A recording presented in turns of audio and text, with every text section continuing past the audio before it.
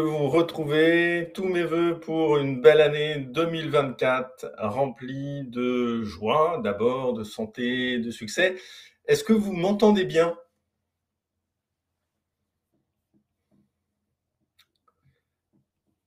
Alors, on a le chat. Ok, nickel. Merci. Donc, bonjour à tous. J'aime bien démarrer. Où est-ce que vous êtes connectés? Bonjour Annelise, Aurélie, Bénédicte, Nicolas. Damien, le Luxembourg. Yves, bonjour Yves. Nantes, ok. Valence, en Espagne. Roubaix, Lille, ok. Bonjour Marina, bonjour Mylène, Nathalie, Pascal, Rocha, Vincent, Zeng. Bon, ben génial, j'aime bien commencer à l'heure. Il y a un replay pour ceux qui sont un petit peu en retard. Ravi de vous retrouver pour partager un sujet, moi, qui me plaît beaucoup parce qu'il est en fait extrêmement récurrent. La saturation des équipes, la saturation du changement est un problème de plus en plus récurrent. Là, j'en parlais encore ce matin avec quelqu'un. C'est très, très, très important de pouvoir gérer le flux, hein. Il y a un tuyau dans lequel on peut faire passer un certain nombre de projets. Et moi, j'essaie d'avoir une approche systémique sur ces thématiques. Alors là, j'en viens un peu au pourquoi cette conférence.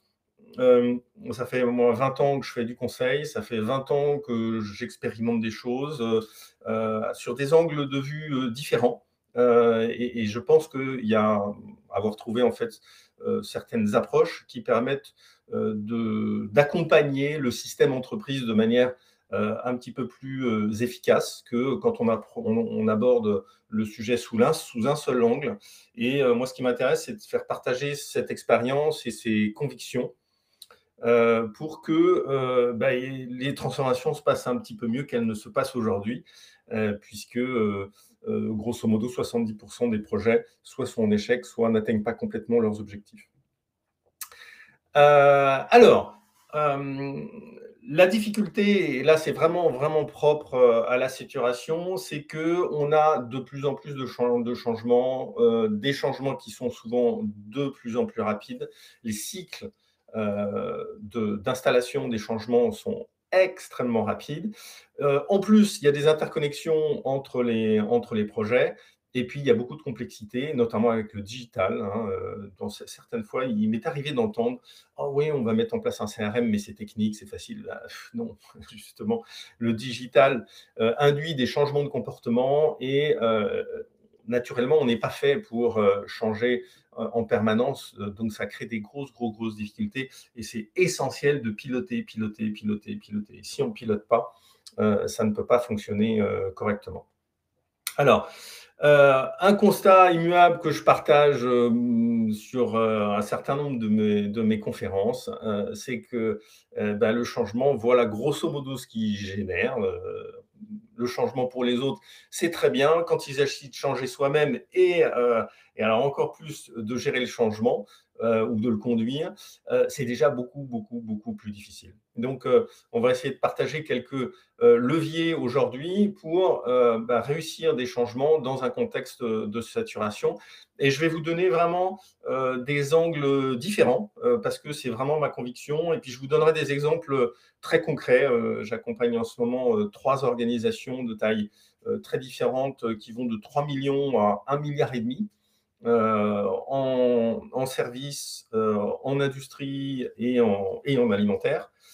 Donc c'est vraiment rien à voir et pourtant il y a vraiment des similitudes et je tâcherai de faire des liens en vous présentant ces trois challenges. Faire preuve de réalisme, identifier les déficits organisationnels et adopter une méthode structurée de conduite du changement. Et là, je vais donner moi les 3 piliers qui moi me paraissent absolument essentiels quand on parle de transformation. C'est mobiliser.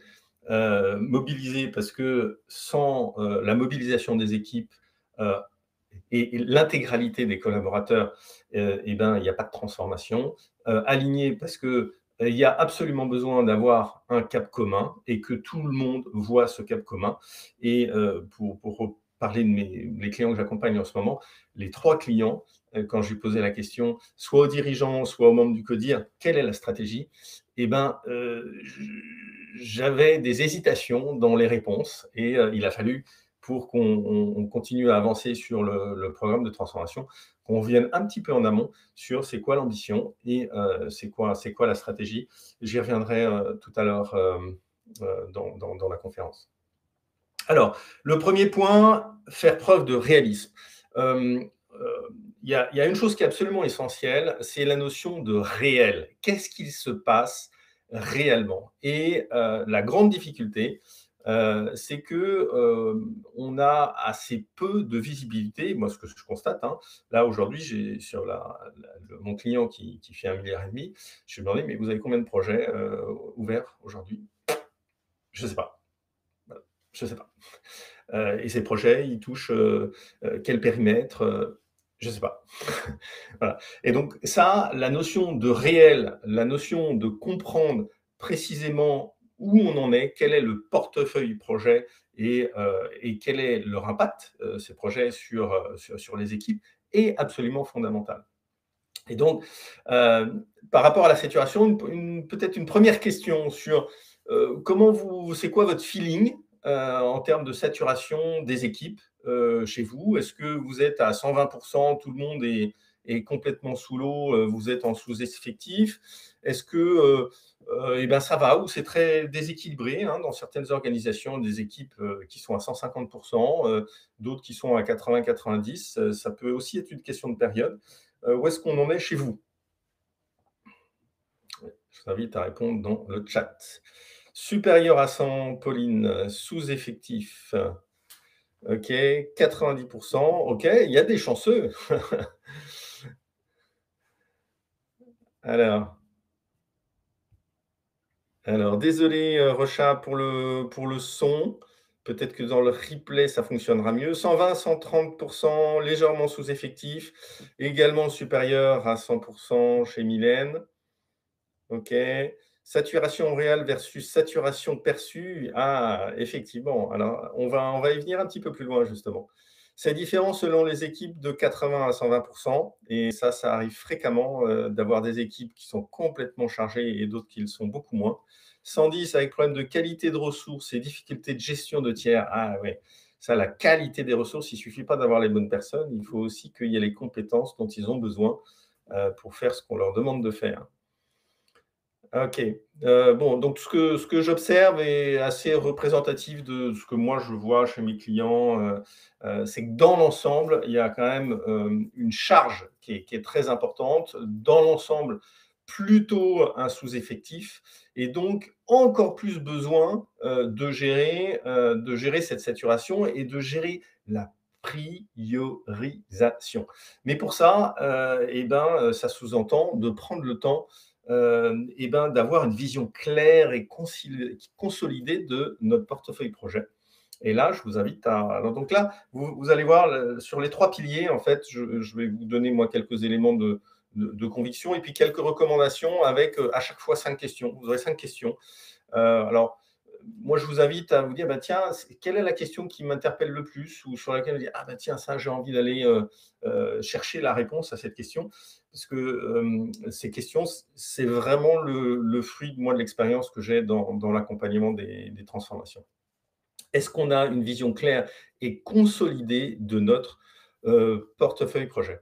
Alors, Nicolas, pour répondre à ta question, 100 ça veut dire que finalement, les équipes sont occupées complètement, mais il n'y a pas de saturation. En tout cas, c'était le sens de ma question.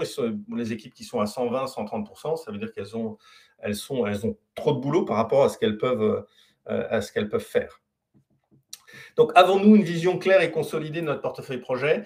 Et j'aurais tendance à dire que ça ne suffit pas. Pourquoi? Parce que si on est en saturation, ce n'est pas parce qu'on a une vision claire et consolidée de notre portefeuille projet qu'on est en mesure de prioriser.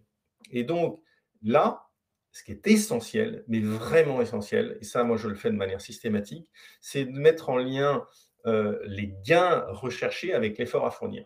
Parce que vous avez parfois des projets eh ben, qui coûtent très cher, mais qui qui ne nécessitent pas de ressources humaines très importantes et vous pouvez avoir exactement l'inverse également. Donc c'est très important de pouvoir qualifier pour chaque projet.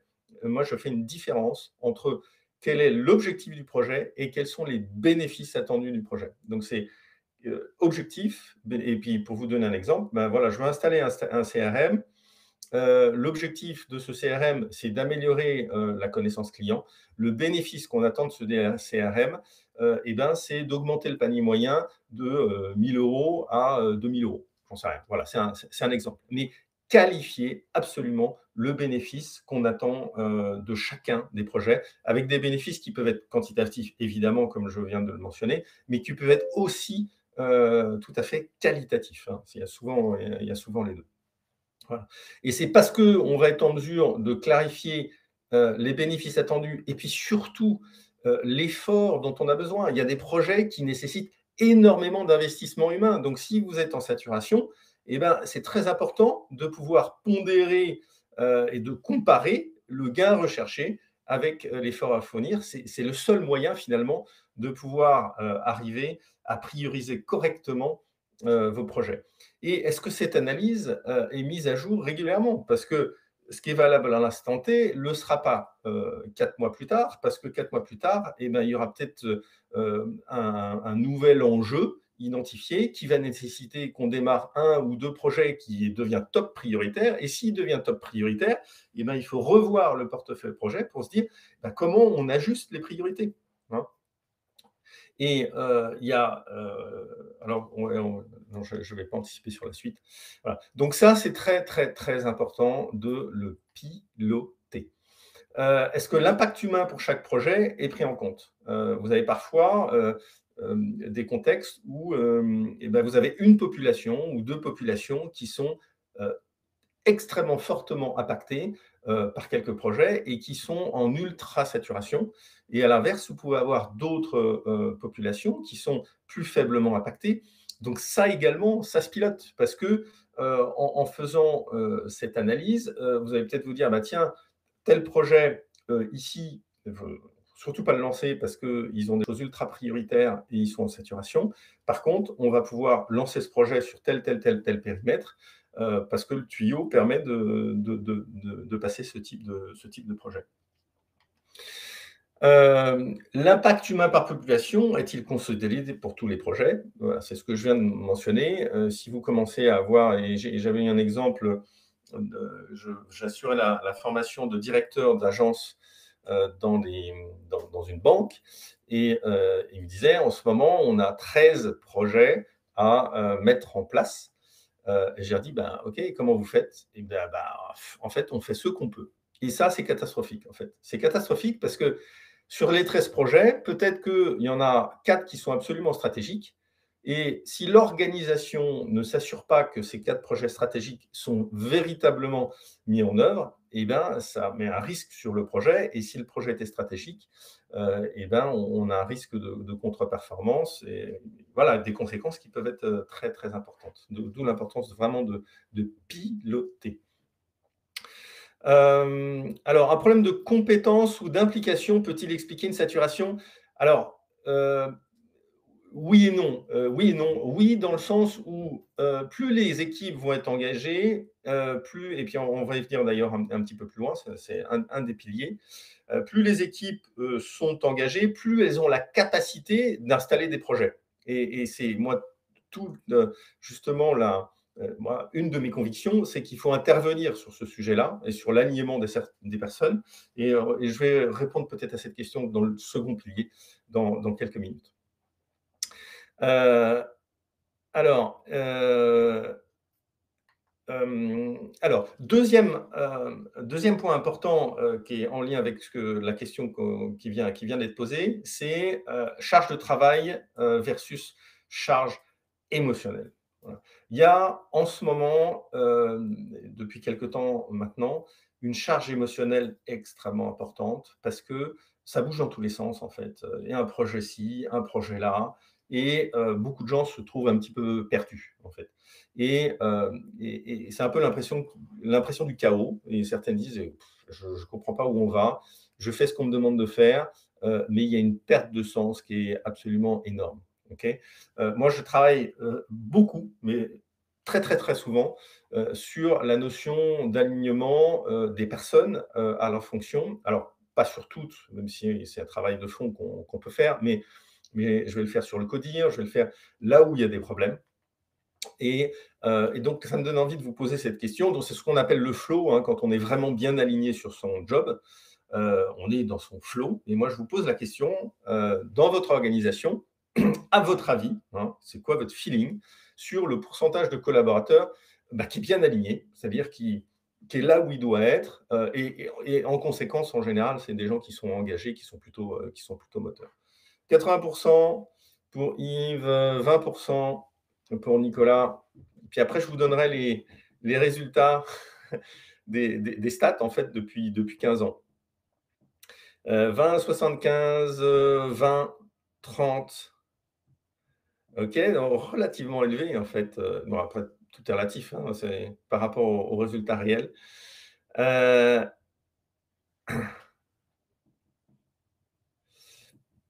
alors, je vous donne la tendance, hein, depuis 15 ans. Donc moi, j'utilise un bilan qui vient du Canada, et depuis 15 ans, grosso modo, on est à 10%. C'est-à-dire 10%, de locomotives, c'est des gens qui sont parfaitement alignés, et puis peu importe, c'est pas une question de hiérarchie, hein, mais 10% des gens qui sont parfaitement alignés, extrêmement engagés et qui utilisent l'essentiel de leur talent. Et là, moi, ça me donne envie de vous donner un exemple. J'ai un de mes des 3 clients que j'évoquais tout à l'heure, il y avait un souci avec le directeur des opérations, et ce directeur des opérations, je dis au DG: Je vais lui faire un bilan flow». Et donc je fais un bilan flow, et en fait, jamais il devrait être directeur des opérations, en fait.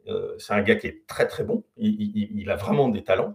Le problème, c'est que dans son poste de directeur des opérations, il ne pouvait pas utiliser ses talents, puisque son talent était beaucoup plus sur le développement de nouveaux produits, sur la recherche de nouveaux clients, mais pas sur le management et pas sur le contrôle des tâches. Or, justement, en tant que directeur des opérations, c'était plutôt un rôle de management, très opérationnel, et de validation de process. Voilà, et dans cette même organisation, je l'ai fait pour une deuxième personne, et là, c'était l'inverse. C'était quelqu'un qui n'avait pas d'encadrement, plutôt une certaine, fragilité en termes de confiance, mais néanmoins un énorme potentiel, vraiment un vrai talent de leadership, et complètement la capacité de gérer une équipe, de 5 ou 10 personnes. Voilà. Et donc là, je fais le lien avec la question que j'avais tout à l'heure. En fait, et c'est vraiment moi mon parti pris, c'est quand on parle de saturation, pour moi, ça ne suffit pas de travailler uniquement sur le portefeuille projet. Si les gens sont bien alignés, ils sont évidemment plus épanouis, c'est quand même plutôt top, même si ce n'est pas la finalité de l'entreprise, mais surtout, ils vont être beaucoup plus performants, ils vont aller plus vite, ils vont être résilients, et donc ils vont pouvoir gérer plus de projets. Voilà, donc c'est vraiment systémique. C'est pour ça que moi j'utilise, vraiment de manière très, très, très, très régulière, ce bilan. Et donc là, moi, je vous pose la question, ça c'est un très, très bon indicateur, moi je trouve, hein. Est-ce que vous savez combien de burn-out et de jours d'absentéisme, vous avez?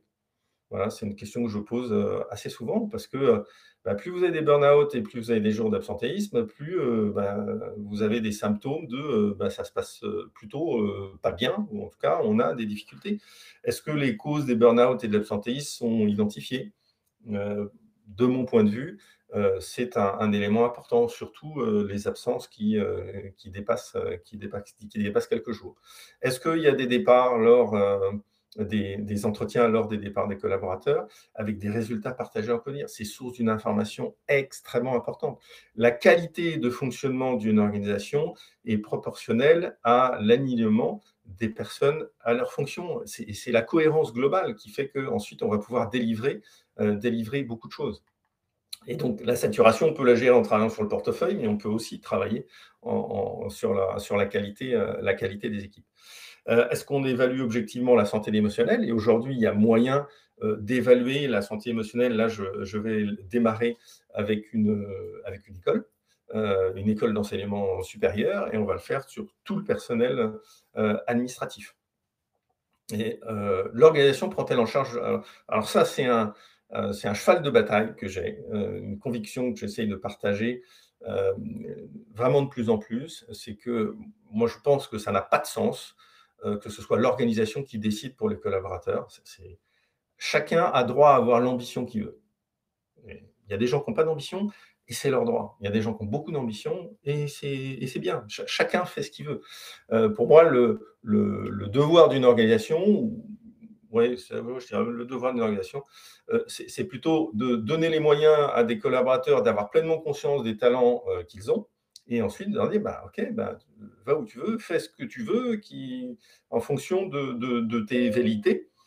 Mais installer le savoir-devenir, pour moi et ça revient à ça, en fait, c'est à chacun de, donc il y avait le savoir-faire, le savoir-être, et moi maintenant je parle de savoir-devenir. C'est permettre aux collaborateurs de mener eux-mêmes, leur développement dans l'organisation, on n'a pas à porter les collaborateurs. Chacun, doit être responsable de son destin. C'est ce qui est le plus systémique, en fait. Alors, une 2e notion, un 2e pilier que je trouve essentiel et qui est en lien avec qui est en lien avec le pilotage, c'est que, on a une tendance et plus il y a de la saturation ou plus il y a du stress, et je pense que vous serez d'accord avec moi, plus on observe, j'observe et je pense que vous l'observez aussi, qu'il y a une tendance à l'action, à agir. Ah, il faut faire. Ah oui, oui, oui, si je suis occupé, voilà. Et ça rassure en fait d'être dans l'action. Ça rassure de répéter des process, de répéter des choses que l'on connaît.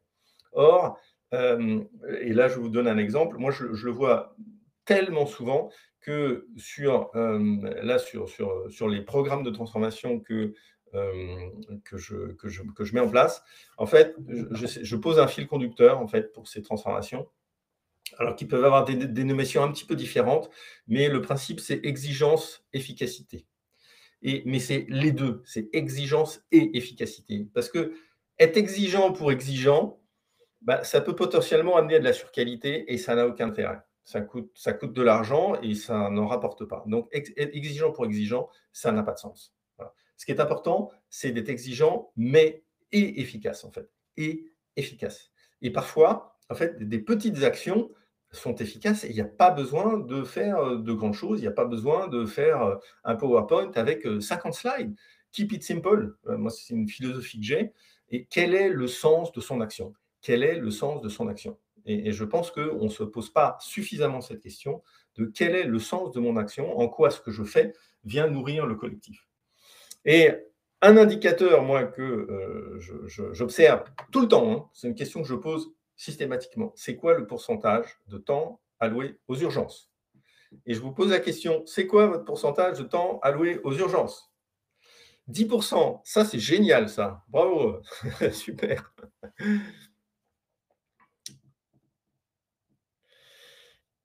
Et pendant que vous répondez, je vais répondre à Lamia. Est-ce qu'on peut identifier les cas de burn-out? Parfois elles-mêmes ne la constatent pas. Et alors complètement d'accord, hein. Souvent les personnes qui vivent, qui sont dans le burn-out, bah, sont les derniers au courant. Autour d'eux, on dit: «Bah, attention, moi j'ai l'impression que ça va pas» et puis, au bout d'un moment, il s'écroule. Donc moi j'utilise le bilan flow que j'utilise, je l'utilise au niveau individuel et je l'utilise au niveau collectif. Donc je peux le faire pour 50, 100, 500 personnes et ça me permet d'identifier en fait ce bilan très, très brièvement. Il y a une conférence spécifique hein, sur ma chaîne YouTube que vous pouvez regarder. Il donne les compétences et talents d'une personne d'un côté, et puis de l'autre, la manière dont ces compétences et talents sont utilisés à l'instant T. Et en fait, dès qu'il y a un écart qui est un peu trop important, eh ben, il y a un drapeau rouge qui sort et qui dit ah, attention, cette personne est en risque de burn-out significatif parce que l'écart est trop important entre ce qu'elle peut apporter et ce qu'elle peut utiliser dans le cadre de son job actuel. Alors, les pourcentages. 10%, 90%, Sylvie, 30%, 60, 20, 30, 30, 40. Ça dépend du métier, ouais, je suis complètement d'accord. Il y a des métiers, si par exemple on est dans le service des urgences d'un hôpital, ben c'est 90, 90 ou 95%. 30, 30, 50, effectivement, oui, Pascal, la définition d'urgence est toute relative. Néanmoins, c'est un indicateur. Et moi, je pose systématiquement la question et je vois au regard du contexte si c'est raisonnable. Et puis voilà, je questionne sur la manière dont le pilotage est fait, parce que si on ne prend pas suffisamment de temps pour s'organiser, pour se structurer, pour définir ses priorités, on se met en zone de risque absolument élevée. Et le risque, en fait, c'est d'agir, c'est de faire, mais de ne pas être efficace et de ne pas être productif. Voilà, et donc, quelques questions, moi, qui me paraissent tout à fait intéressantes à se poser. La pression est-elle uniformément répartie ou centrée sur certaines fonctions? Et on évoquait tout à l'heure par rapport à la saturation, eh ben, qu'il peut y avoir certaines équipes en pression extrêmement forte et d'autres beaucoup moins. Donc, ben, déjà, la première étape, le réel, le réel, le réel. Et ce qui me vient en termes d'illustration, en ligne, on parle du Gemba Walk. Et le Gemba Walk, c'est d'aller dans les étages, dire bonjour, observer, renifler, pour s'imprégner de ce qui se passe réellement. Parce que beaucoup trop de décisions, il y a un certain nombre de dirigeants qui ne sont pas du tout en lien avec le terrain. Et donc là, en fait, c'est exactement ce que je veux dire. C'est partons du réel et pas le réel que l'on perçoit, mais le réel qu'on a été observé, on a été posé des questions, on a été regarder véritablement ce qui se passe. Les rôles et responsabilités sont-ils clairs et partagés? Alors ça, j'adore. Ça, je le travaille très souvent, très très souvent, parce que je parlais d'exigence et d'efficacité. En fait, il y a dans les organisations, de mon point de vue, hein, un certain niveau de complaisance. Parce que c'est très facile d'être complaisant. C'est très facile de dire ne faisons pas de vagues, oh, tout va bien, ça va se faire. Et puis finalement, les rôles et les responsabilités, ils ne sont pas complètement clairs. Ah ben là, tiens, allez, on va mettre 2 responsables, comme ça les 2 ils seront contents. Bah ouais, mais 2 responsables, c'est pas de responsable. Voilà. Donc là, à nouveau, moi je pose le sujet de l'exigence et de l'efficacité. 2 responsables, c'est pas responsable. Alors après, on peut alterner, dire bah voilà, pendant 6 mois c'est toi, après c'est moi, mais 2 responsables, c'est pas de responsable. Et clarifier à partir de quand commence ma responsabilité, à partir de quand elle termine, eh ben, c'est un sujet qui est important. Alors, vous voyez, on n'est pas en train de parler du projet, mais en fait, tout ça, c'est des éléments qui, une fois qu'on travaille dessus, on amène un potentiel de capacité de gestion de projet et d'installation de changement qui est beaucoup plus important. Et ça, je peux vous le dire très bien parce que c'est exactement ce que je fais et ce que j'observe sur le terrain. Les processus sont-ils clairs et partagés? Alors moi, j'adore, enfin, je me prête à un petit exercice. Je demande dans un même service à 2 personnes différentes, dire ben, voilà, comment ça se passe? C'est quoi les différentes étapes? Et puis j'ai 2 réponses différentes. Voilà. Alors parfois, on me dit: «Bah oui, attends, mais là, on a un livre blanc, on a le processus, il est complètement décliné, il est par écrit et cetera». Et je dis: «Oui, dans la réalité, est-ce que c'est effectivement ce qui se passe?» Bah, relativement souvent, en fait, soit les processus sont, insuffisamment clairs et partagés, soit ils sont totalement écrits, mais ils sont pas du tout partagés. Les pratiques de planification et de pilotage sont-elles uniformes et ancrées? Est-ce que vous avez une approche qui est relativement standardisée pour dire, ben, voilà comment on va planifier et voilà comment on va piloter. Voilà, les comités de pilotage, moi, pour moi, c'est un outil indispensable sur une transfo. C'est sur une transfo et puis sur chacun des projets, il faut un comité de pilotage ou alors sur plusieurs projets, mais il y a absolument besoin d'avoir euh, un temps opérationnel et puis un temps au-dessus qui prennent du recul et puis qui valident les décisions qui doivent être prises et qui challenge également le projet. Alors, à qui est adressée cette liste de questions? Ben, en fait, à vous de prendre ce qui vous paraît pertinent. Là, moi, je raisonne par rapport aux besoins d'une organisation. C'est-à-dire que moi, quand je rentre dans une organisation, je vais essayer d'identifier les trous dans la raquette. Il y en a toujours des trous dans la raquette. Où est-ce qu'ils sont et où est-ce qu'ils sont les plus gros? Voilà. Donc, en fonction de là où vous êtes et de ce que vous avez à faire, de vos enjeux, eh ben, je vous invite à prendre les questions qui vous paraissent avoir du sens pour vous, pour votre contexte. Euh, alors, où est-ce qu'on en est? La responsabilisation et l'autonomie sont-ils favorisés? Alors ça aussi, j'aime beaucoup travailler là-dessus. Et modélisé par le comité de direction. Alors le comité de direction, c'est parfois là où on a le plus de résistance. Je pense que ça peut en faire sourire plus d'un. Il y a souvent pas mal de résistance au changement au niveau du comité de direction et moi je challenge très régulièrement, le comité de direction en disant: «Écoutez, si vous voulez que ça change, dans les équipes, il faut que vous commenciez à changer. Voilà. Donc, dans quelle mesure, qu'est-ce que vous changez pour montrer aux équipes que le changement, il commence par vous? Voilà. Et donc, quand je monte un séminaire, je leur dis, il faut absolument que ce séminaire, si vous voulez qu'il y ait du changement, il soit différent de ce que vous avez fait avant et qu'il soit aligné sur ce que vous voulez voir comme comportement chez vos collaborateurs. Euh, alors, le RACI, complètement, Pascal, il répond exactement à ça. Alors, il peut s'appeler RACI, PACI, selon que ce soit français ou anglais, mais le RACI, il permet de décrire exactement qui fait quoi, qui est impliqué, comment. Et là, j'ai travaillé sur un RACI, sur des processus fin d'année dernière avec un de mes clients dans l'industrie. Et c'était un énorme travail, en fait, parce que, il n'y avait pas de réunion de service et en fait, il y avait il y avait des problèmes depuis un certain temps, avec beaucoup, beaucoup, beaucoup d'émotionnel, et donc il a fallu, permettre aux gens d'expliquer, ou de faire sortir un petit peu leur colère, de dire: «Ah, ça fait des mois que c'est comme ça fait des mois que ça ne marche pas», et cetera. Donc ça, les processus, les rôles et responsabilités, c'est absolument fondamental. Et la transversalité, parce que là, en fait, on parle de transversalité. Et oui, oui, ça se travaille en workshop. Clairement, ça se travaille en workshop. Alors, adopter une méthode structurée de conduite du changement. Il y a une différence entre le projet, la conduite de projet et la conduite du changement. Ce sont deux sujets différents, tout à fait complémentaires, hein, qui se superposent, mais la conduite de projet, c'est vraiment, et je vais reprendre l'exemple du CRM que je vous donnais tout à l'heure, c'est de quel CRM j'ai besoin, euh, à quoi il va me servir, comment il doit être utilisé, comment on va le paramétrer, comment il va se brancher sur le système actuel. Voilà, tout ça, c'est du projet. La conduite du changement, c'est comment ce CRM va impacter les différentes populations. Est-ce que c'est un impact qui est faible, moyen, élevé en termes de changement de comportement?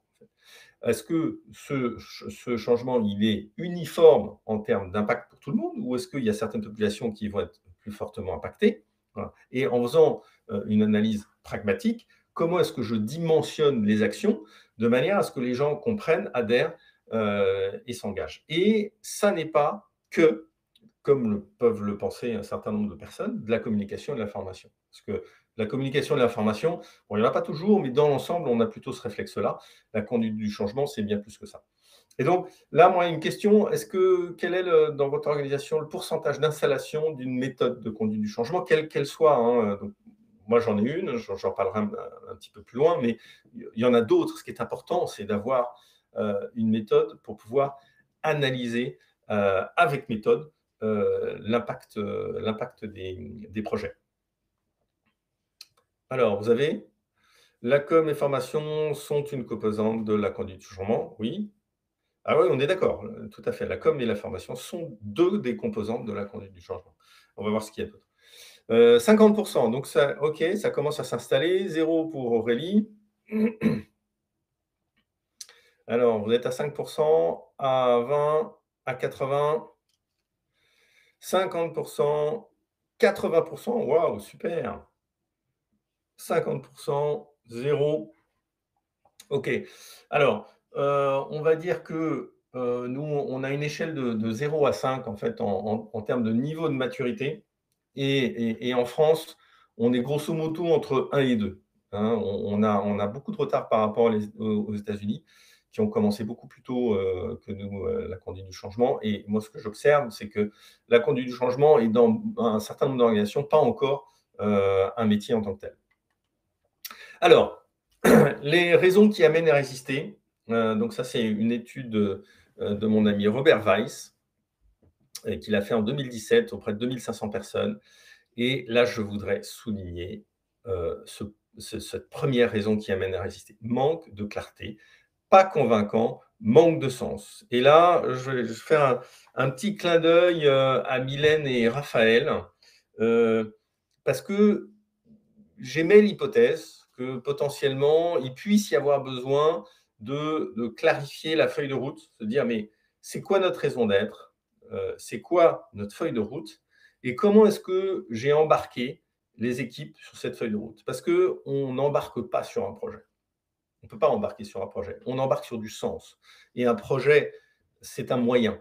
C'est juste un moyen. Donc, ce qui est important, c'est d'aller au niveau du dessus. C'est de dire, tiens, on a tel projet, mais ce projet, il est important et on vous demande de vous engager parce que notre stratégie, c'est celle-ci, notre feuille de route, c'est celle-ci, et il est essentiel de répondre de mener ce projet parce que ça va venir nourrir la stratégie de telle ou telle manière. Voilà. Et donc, quand il y a un problème d'engagement, eh ben, très souvent, moi, ce que j'observe, c'est en fait, c'est le niveau du dessus. L'être humain a besoin de sens, on a besoin de sens pour faire les choses ou pour avoir envie de les faire. Donc, je vous invite à vous questionner, mais est-ce que tout le monde sait là où va le bateau?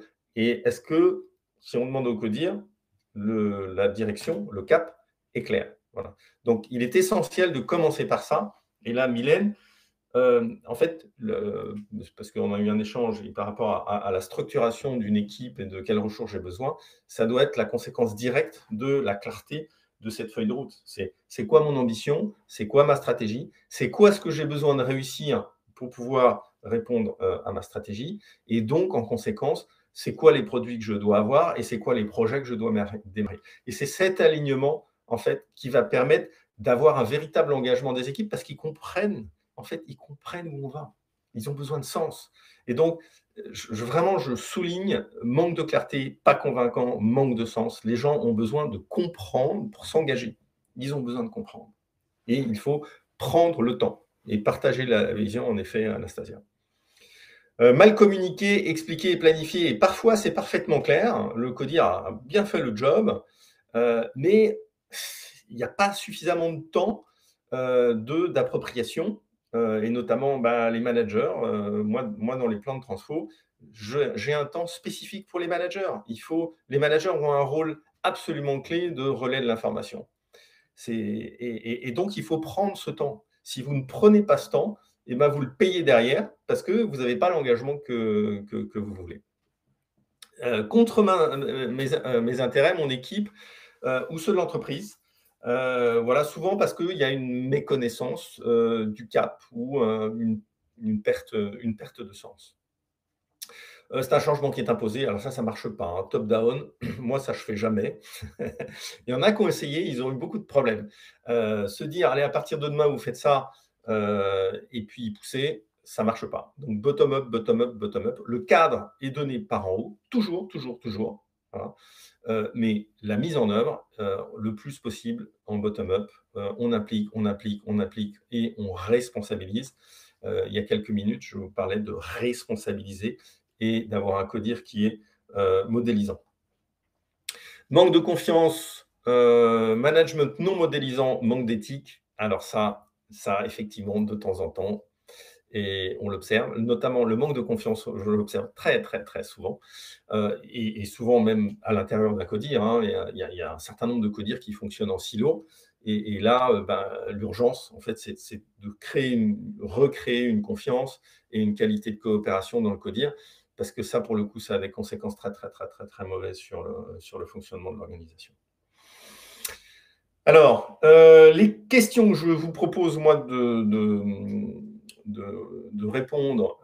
Avons-nous une vision partagée de ce qu'est la conduite du changement et une base méthodologique de référence? Parce que quand on demande à 5 personnes, c'est quoi la conduite du changement, il y aura 5 réponses différentes.